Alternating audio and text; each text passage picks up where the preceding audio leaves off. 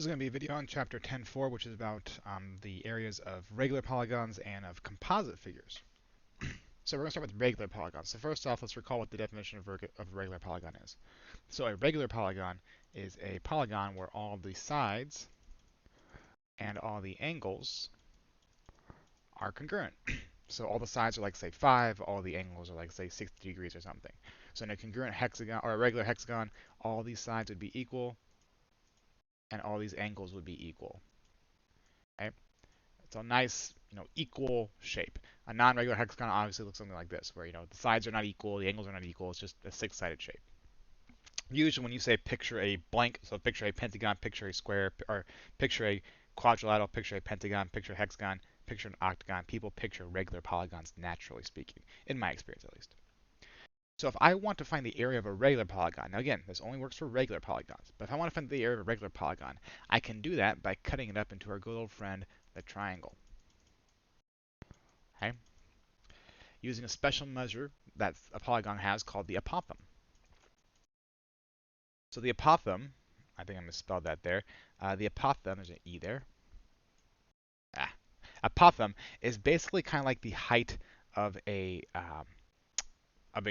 polygon, of a regular polygon. Again, it's a little bit strange, but it's basically the segment that comes from the center of a polygon to the edge, and that's perpendicular. So this line right here, that's perpendicular, is called the apothem of the polygon. So it's not necessarily the height, but you can think about it like that. If you didn't know that a polygon also has a radius, so the radius goes from the center to the vertex. So this right here, let me do some different color here. This blue line would be the radius of the polygon.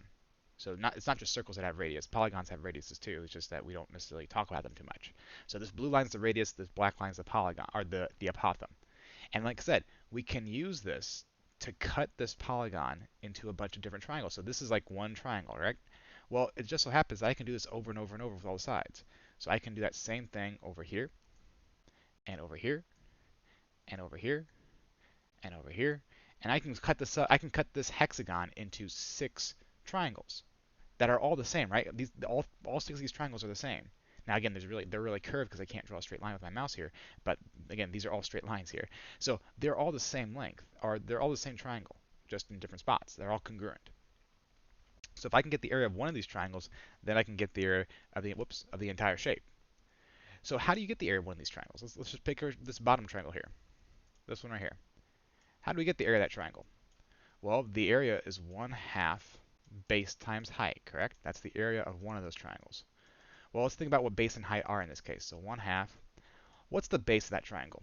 Well, the base of this triangle right here is the side of the hexagon, right? This side right here, this side, is the base of that triangle. So the base is just the side of the hexagon. And the height, we just said, this line right here, the height of that triangle is the apothem of the hexagon. I'm doing a lot of blurry stuff here, so I apologize for that, but I keep going over lines. The height of this triangle is the apothem, so we put a little a there for the apothem. So that's the area of one of these triangles. Well, take a minute here and think. If this is the area of one of those triangles, how many do I need? Well, I need 6 of them. I need this one, this one, this one, this one, this one, and this one. I need all 6 together.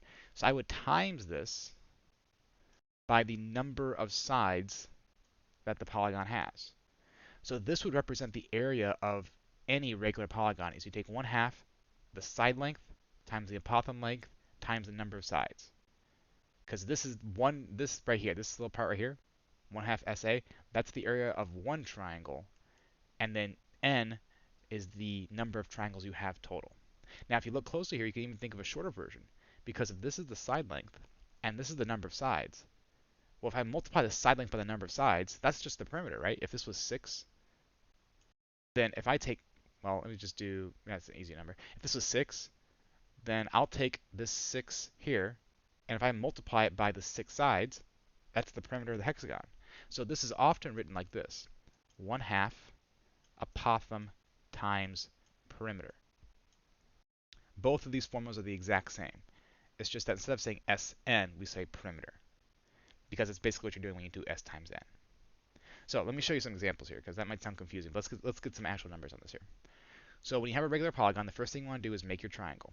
So here's my setup here. Now this doesn't really look like a nice triangle to me here, so I'm going to kind of make my own. So I'm going to take this 9.4, and because it's regular, at least I'm going to assume it's regular because I couldn't do this otherwise, I know that every side here is 9.4. So that's 9.4, that's 9.4, that's 9.4, and that's 9.4. Okay? Well, if they're all 9.4, that also means that if I draw this right here, that's my triangle, right? So how many of those triangles can I draw? Well, it's a pentagon, right? 1, 2, 3, 4, 5, 5 sides.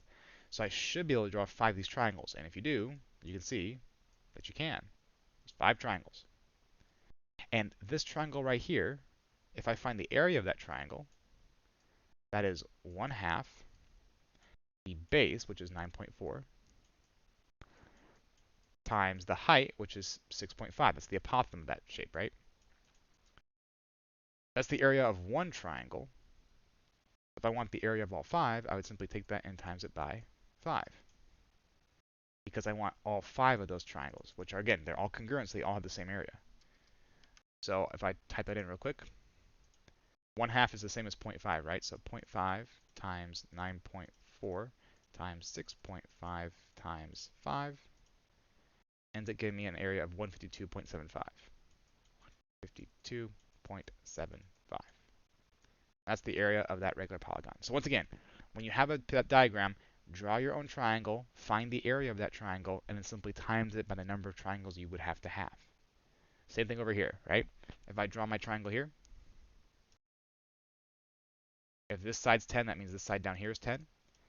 So the area of this triangle is 1/2 base times height times how many triangles are there? Well, there's 1, 2, 3, 4, 5, 6, right? 1, 2, 3, 4, 5, 6 triangles total. So times by 6. So we type that in again. 0.5 times 10 times 8.7 times 6 gives me a grand total of 261. Okay. So yeah, nothing too complicated. Just draw your own. It's just basically using triangles again. Draw your own triangle, find the area, and then just figure out how many triangles you need. And like I said, this end number right here, this 5 and this 6, is simply the number of sides in the shape, right? So if you have a hexagon, a pentagon, if you had like a decagon, which is a 10-sided shape, this number here would be 10. It's really no different from any shape. Just count the number of sides, slap it in there. Now, sometimes I'll do a little bit of work beforehand, like this one right here. If I ask you to find the area of this regular pentagon, well, if I draw my triangle, whoops, that's a really bad line there. I don't know why I can't draw straight lines today. Let me try this again. Let's try this again. If I draw my triangle, there's my height. Push out my triangle. So if I look at this triangle here, well, I can't find the area because I don't know what the height is. My height here is missing. Well, I do see that I do have a right triangle though. So here, here, and then here. So I do have sort of a right triangle going on. But remember that this side length right here, this little piece, that's only going to be 5 though, because remember, you're only doing half the triangle here, right? You're only doing half that triangle. But if I can figure out what the height is, I can figure out the area of this big triangle, and then I can times it by 5 to get the area of the entire shape. So if I look at this right here, well, using the Pythagorean theorem, 13 is my hypotenuse because it's across my right angle. I'd have h squared plus 5 squared equals 13 squared. And this would end up, obviously, be the trouble of solving it. This would end up being h is equal to 12. Right? We solved Pythagorean theorem problems before. If you don't know, look back at the videos about Pythagorean theorem, and they'll show you how to solve these. So I now know my height is 12. So this h here, that's equal to 12. Equals 12. Well, now I can find the area of the big triangle, right? This entire triangle here. I can find the area of that now, because that's a triangle with a base of 10 and a height of 12. So I can do 1/2 10 times 12. And then how many of those triangles would I need? Well, I would need 1 for each side. So 1, 2, 3, 4, 5. So I would need 5 of those triangles. So it would be 0.5 times 10 times 12 times 5. End up getting exactly 300 meters squared. So once again, you had to use Pythagorean theorem a little bit to get the height of the triangle using Pythagorean theorem. And then you can use that height to figure out the area of the big triangle, and then use that big triangle multiplied by the number of sides you have to get the area in the entire shape. So it's kind of working from small to big to biggest, right? Small right triangle, bigger non-right triangle, and then total polygon at the end. Now, composite figures are a little bit of a different beast, although we kind of just worked with them, but it's sort of in a different vein here. Composite figures are figures that are a combination of other shapes, as it says here. So it's like something like, if I have a kind of a parallelogram and then I have sort of a half circle on top or like a three-quarter circle on top, that would be a composite shape. Or if I have something like this where I have, a triangle and then a rectangle and then maybe another triangle over here, so something like that, maybe that'd be a composite shape because you have sort of a triangle on top, you have kind of a triangle on bottom, and maybe like a trapezoid or a parallelogramish looking thing in the middle. So these would be composite shapes here. So to find the area of shapes like this that are a composite, what you want to do is you first want to look at the shape and cut into known shapes. So you want to cut a composite figure into known shapes. And then once you have it cut into known shapes, you're going to find the area of each piece. And then once you find the area of each piece, you're going to add back together. So you're going to take a problem, you're going to cut it into smaller problems, you're going to add the answers you get, you're going to find the area of each of those smaller problems, and then you're going to add the answers you get back together. So let me show you how that works. So this one's a classic example. If I look at this, there's a few ways I can cut it, but let me cut it like this. I'm going to cut it right here. And if I do that, I get two rectangles, right? I get a rectangle on this side and I get a rectangle on this side. Now I have to be careful. This rectangle over here, that's an easy 5 by 3, right? This rectangle is 5 feet by 3 feet. So this is 5 by 3, which is 15, right? Base times height. Well, what about this rectangle over here? Well, this is not 5 by 3, and it's not 6 by 2 either. Well, if this part here is 3, and the entire thing is 6, that means this part here has to also be 3, because 3 plus 3 is 6. And then this side here is 2. So this is a 3 by 2, which is equal to 6. So the entire area of the shape together is both these combined, which is 15 plus 6, which gives you 21. So when you're doing this cutting here, you have to make sure that you're using the appropriate lengths, because when you cut up a shape, you're going to be shortening or sometimes increasing, not really increase, but you're going to be shortening or altering the lengths of different dimensions of the shape, and you have to account for that. Like for down here, if I want to cut this shape, well, this is kind of pre-cut up for me, right? This has a semicircle on top, a triangle on the side, and a square in the middle. Now, technically, you can call this bottom shape a trapezoid if you want to, but I'm going to do it as 3 separate ones just to kind of show you here. So one way you can do it if you have lots of cuts is to draw each one down here. So we have a semicircle down here. That's 20 millimeters across.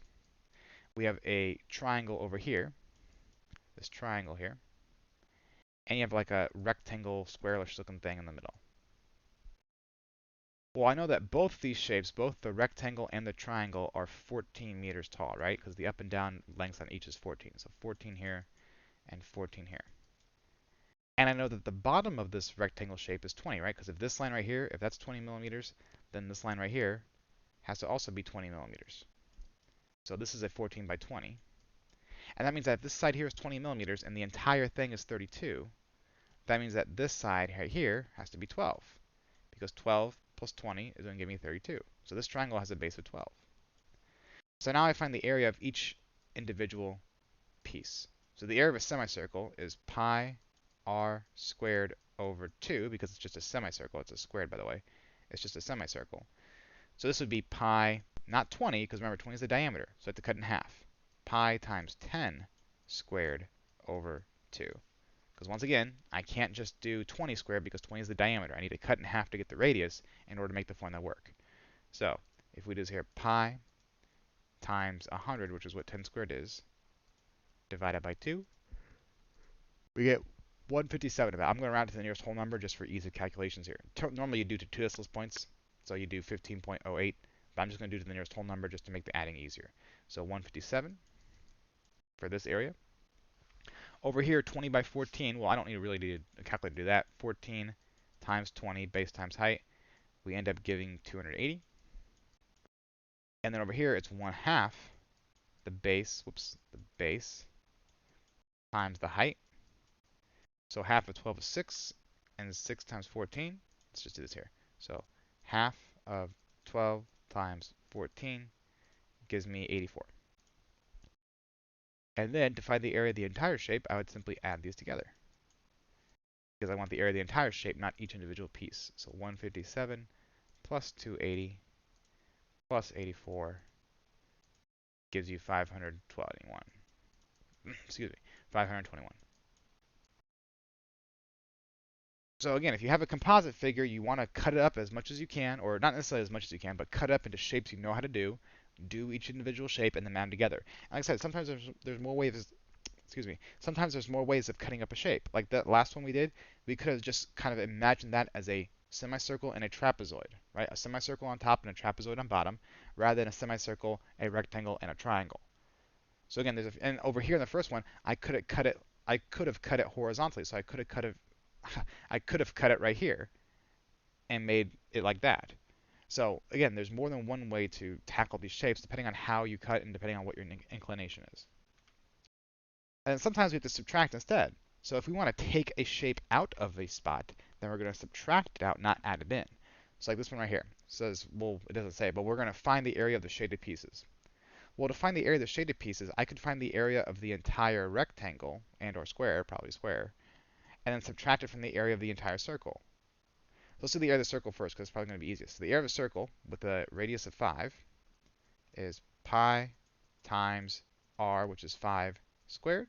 So we get 25 pi, which I'm going to do as a decimal because I'm probably going to have to subtract this off anyway.